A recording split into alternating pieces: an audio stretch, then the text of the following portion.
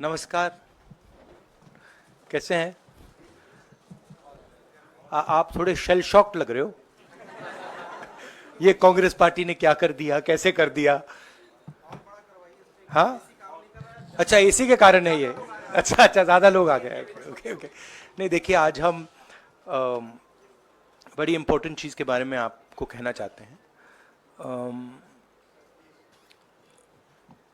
पहली बार हमने नोट किया कि चुनाव के समय प्रधानमंत्री ने, होम मिनिस्टर ने और फाइनेंस मिनिस्टर ने स्टॉक मार्केट पर टिप्पणी दी। प्रधानमंत्री ने 2-3 बार, 4 बार देश को कहा कि स्टॉक मार्केट तेजी से आगे बढ़ने जा रही है। होम मिनिस्टर ने सीधा कहा कि 4 जून को स्टॉक मार्केट आसमान में जाएगी, लोगों को खरीदना चाहिए। और यही मैसेज फाइनेंस मिनिस्टर ने दिया।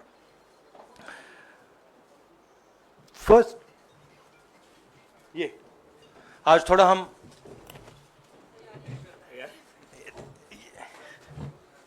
तो ये क्रोनोलॉजी है।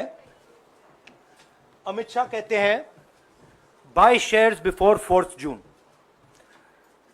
19 में नरेंद्र मोदी जी कहते हैं stock market will break records on June 4।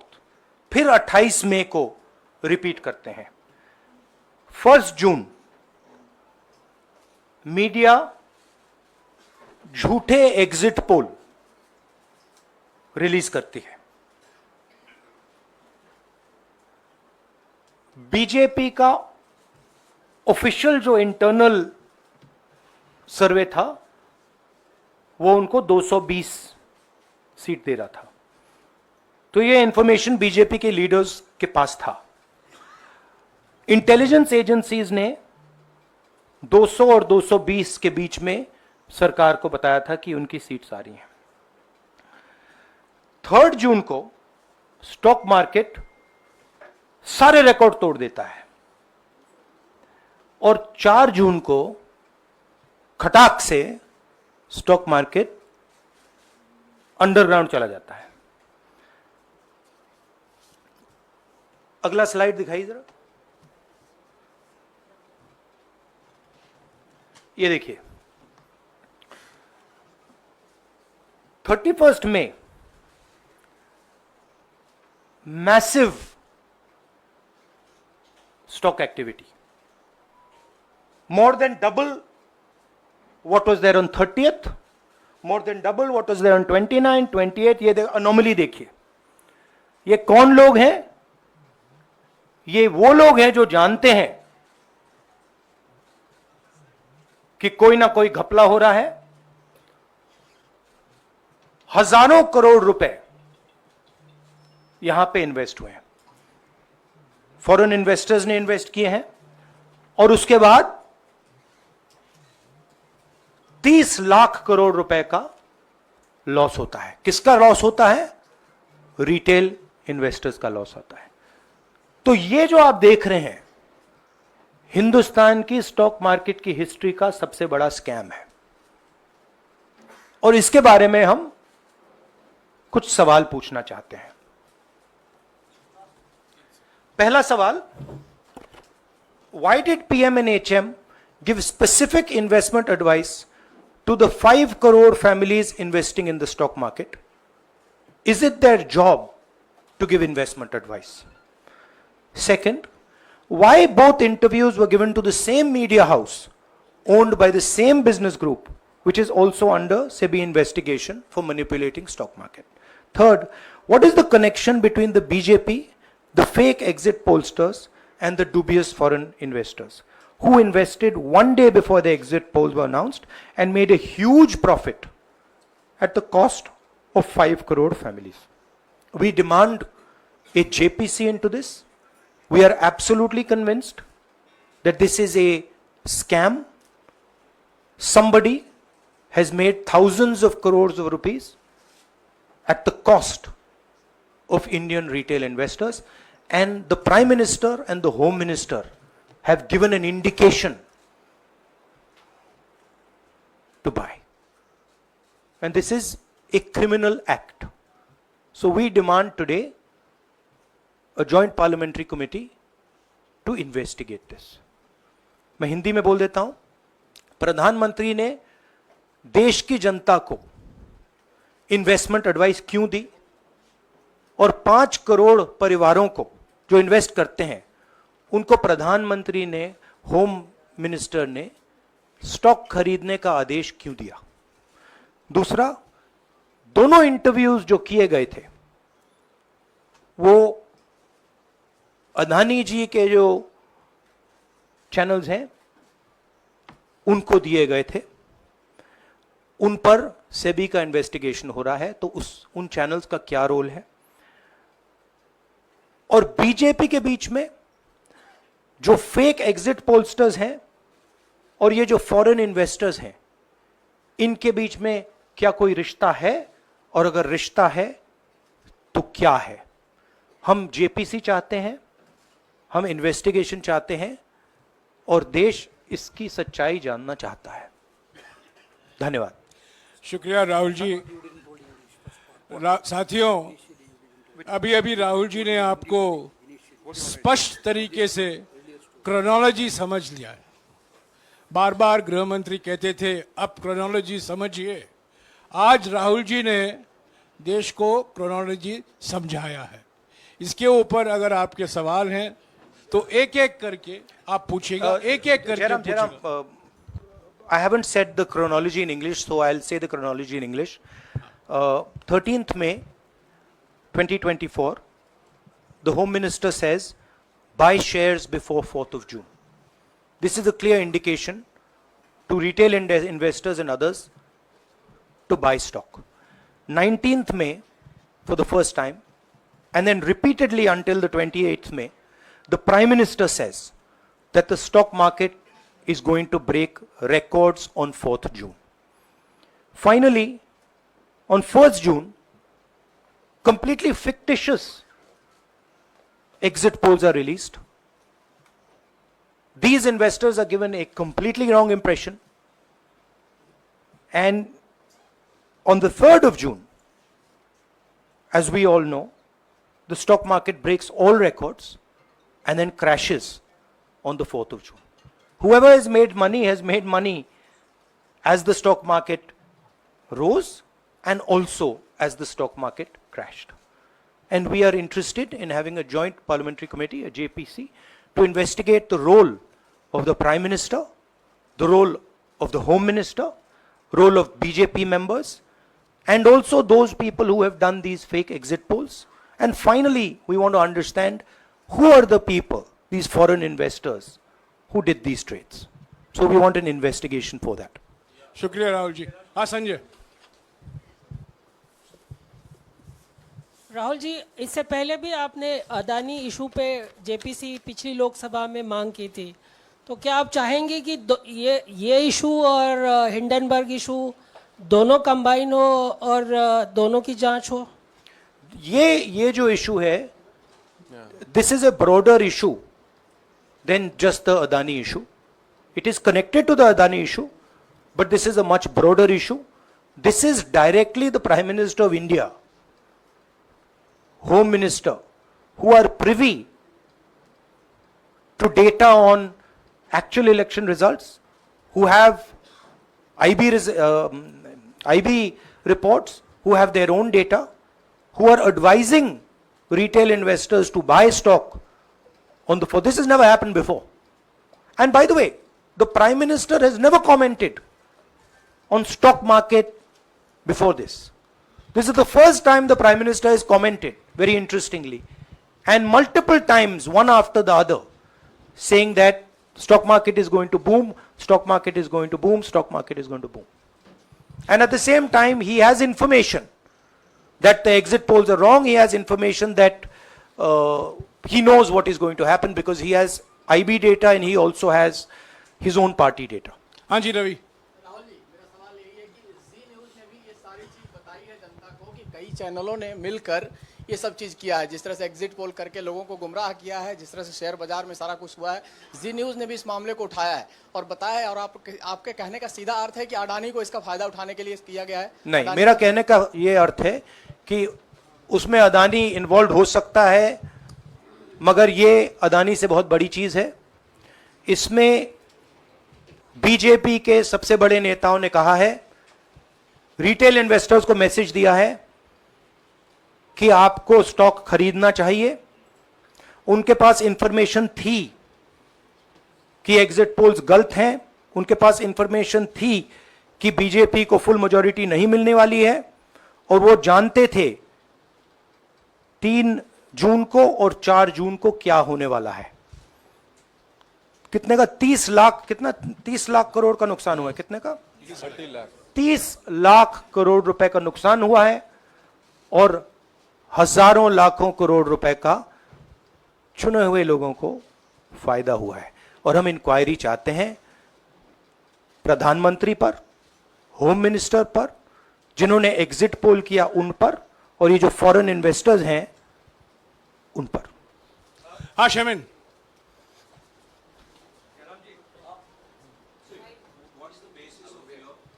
बहुत दूर है।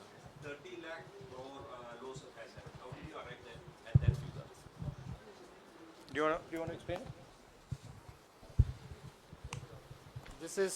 This is based on the value, market value of all the companies the day before the results came, and the market value of the stock market of all the companies at the end of the day on results. हाँ संजीव, एक minute Sanjeev. Rahul ji, you've talked about, are you alleging the involvement of the Prime Minister and the Home Minister? Yes. And whose money is it? Yes, Are you that, saying that is it what I their am money? saying. I am saying that people very high up in the BJP have carried out this scam. I am saying they had partners who carried out these exit polls. We would like to know if these exit polls were actually carried out, if people were actually sent out, and we'd also like to know the methodology of these polls. We'd like to understand who these investors are. We have some sense of who these investors are. So we are not just speaking out of the air.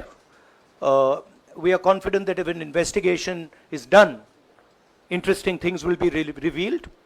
And we think the Prime Minister and Home Minister are directly involved in this. हाँ सिद्धार्थ,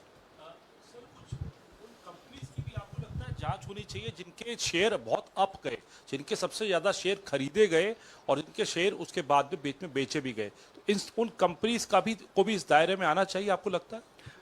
हमारा कहना है कि यहाँ पे बड़ा clear है कि स्कैम हुआ है। प्रधानमंत्री ने डायरेक्टली कहा है, होम मिनिस्टर ने डायरेक्टली कहा है, इंडिकेट किया है जनता को कि स्टॉक मार्केट ऊपर जाएगी। होम मिनिस्टर ने तो साफ कह दिया कि खरीदना चाहिए। और जब प्राइम मिनिस्टर और होम मिनिस्टर और फाइनेंस मिनिस्टर ऐसी बात करते हैं तो उसका रिएक्शन आता है, लोग उसको बिलीव करते हैं।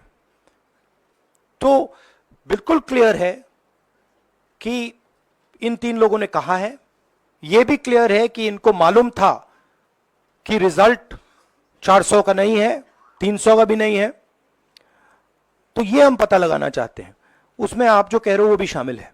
राहुल जी, ब्रह्म प्रकाश दुबे, इंडिया डेली लाइव से। मेरा सवाल यह है कि जो आपने बताया है इतना बड़ा स्कैम है, पहले भी आपने कई मामले उठाए हैं, जेपीसी की मांग पहले नहीं मांगी गई है, तो क्या आपने कहा ये आपराधिक मामला है, क्या कोर्ट में जाएंगे या पुलिस में शिकायत दर्ज करेंगे? क्योंकि आप कह रहे हैं बहुत बड़ा घोटाला है ये। नहीं भैया, मैंने अभी आपको बोला हम जेपीसी डिमांड कर रहे हैं, इन्वेस्टिगेशन डिमांड कर अगर रहे नहीं मांगते तो पुलिस में, कोर्ट में जाएंगे?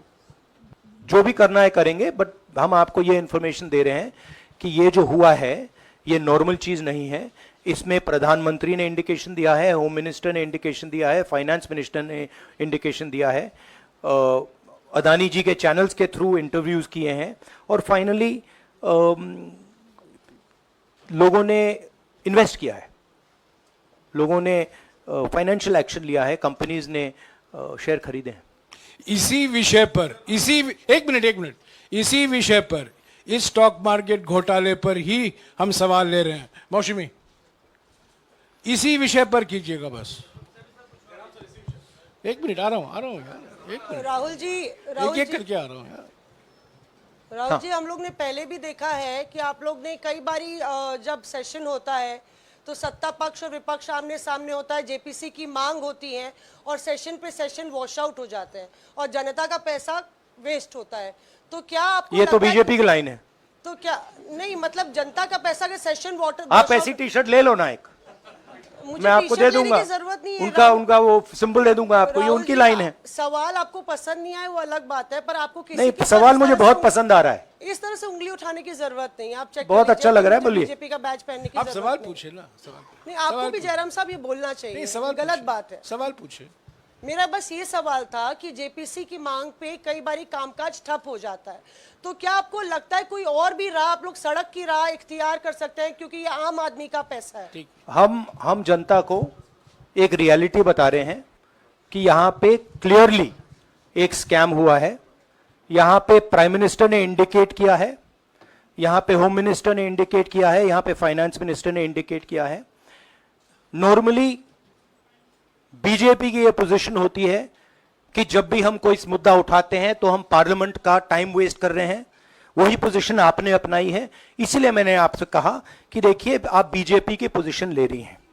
रियलिटी, एक सेकंड, रियलिटी ये है कि हम जेपीसी करवाएंगे। अब ऑपोजिशन में बहुत ज्यादा ताकत है, बहुत ज्यादा स्ट्रेंथ है और पूरा जो पार्लियामेंट की सिचुएशन है वो बदल गई है। हाँ जैनेंद्र, राहुल जी, जेपीसी की मांग जो आपने की है वो तो पार्लियामेंट सेशन में होगी, लेकिन ये जो आम निवेशक हैं देश भर के जिनका 30 लाख करोड़ डूबा है, उनमें कर्नाटक के, तेलंगाना के, हिमाचल के भी लोग होंगे। तीनों राज्यों में आपकी सरकार है, क्या राज्य की जो जांच एजेंसी है उसके जरिए आप जो उन राज्यों के निवेशकों का कम से कम पैसा डूबा है, ये जो आप पूरे नेक्सस की बात आप कर रहे हैं, गुमराह करने की बात कर रहे हैं, क्या वहां से कोई इसके बारे में कार्रवाई की हम उम्मीद कर सोचा जा सकता है, सोचा जा सकता है, बट ऐसी चीज के लिए शायद जेपीसी सही औजार होगा।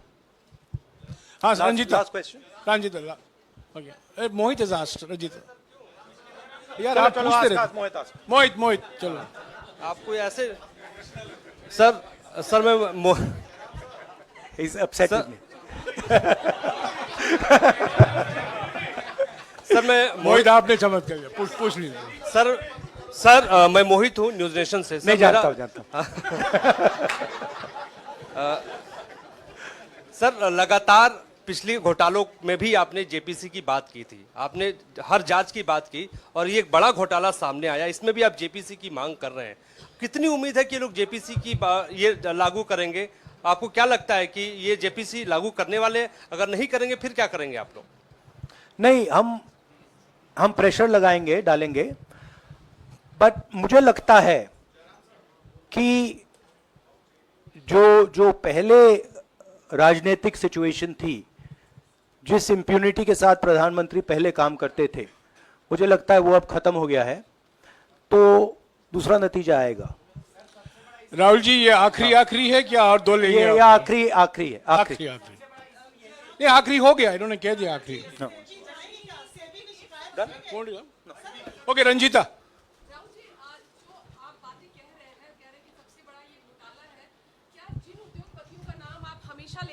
चुनावी जो रैलियां रही हैं उसमें भी और उसके बाद भी, क्या आप कहना चाहते हैं कि सरकार ने मदद की है उन उद्योगपतियों को और अमीर बनाने में? नहीं, मैं कह रहा हूं, मैं सिर्फ सरकार की बात नहीं कर रहा हूं, मैं दो इंडिविजुअल्स की बात कर रहा हूं। प्रधानमंत्री ने और हिंदुस्तान के सब रिटेल इन्वेस्टर्स जिनको नुकसान हुआ है, मैं आपसे बोल रहा हूं, आपको यह बात समझ आ जाएगी। आपका पैसा गया है, आपकी कमाई गई है, आपको नुकसान हुआ है, और इसमें करोड़ों युवा हैं जो ईमानदार हैं। तो नरेंद्र मोदी जी ने, अमित शाह जी ने आपको मैसेज दिया कि 4 तारीख को स्टॉक मार्केट आसमान छुएगी, और आपने उन पर भरोसा किया। मगर सच्चाई यह थी कि नरेंद्र मोदी को मालूम था कि 4 जून को स्टॉक मार्केट आसमान नहीं छुएगी, 4 जून को स्टॉक मार्केट का जबरदस्त नुकसान होने जा रहा है, क्योंकि उनके पास इंटेलिजेंस की रिपोर्ट थी और बीजेपी का जो इंटरनल असेसमेंट था 220 सीट का, वो उनके हाथ में था। तो मेरा ये सवाल है और मैं आपसे इन्वेस्टर से कहना चाहता हूं कि आपको जो चोट पहुंची है, जो आपको दर्द हुआ है, वो चोट नरेंद्र मोदी जी और अमित शाह के बयान ने आपको पहुंचाई है। और हजारों करोड़ रुपए किसी ना किसी ने चोरी किए हैं, वो आपके जेब से गए हैं, रिटेल इन्वेस्टर्स के जेब से गए हैं। तो मैं चाहता हूं, आपके लिए बोल रहा हूं, मैं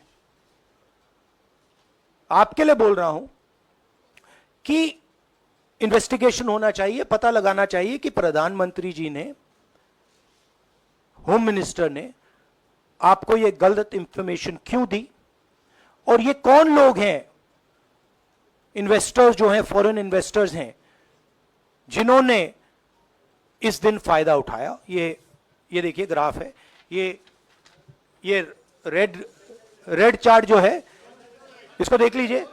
ये नॉर्मल ट्रेडिंग है, ये नॉर्मल ट्रेडिंग है, ये ग्रे वाली नॉर्मल ट्रेडिंग है, और ये जो ट्रेडिंग है ये अबनॉर्मल ट्रेडिंग है, ये 2-3 गुना है, और फिर ये हुआ है नुकसान। तो ये नरेंद्र मोदी जी और अमित शाह से मैं पूछ रहा हूं कि आप में इसमें आपका क्या रोल था, और रिटेल इन्वेस्टर्स के लिए पूछ रहा हूं, आपकी मदद के लिए, आपकी मदद करने के लिए पूछ रहा हूं, और इन्वेस्टिगेशन होगा तो आपके लिए होगा। धन्यवाद। शुक्रिया।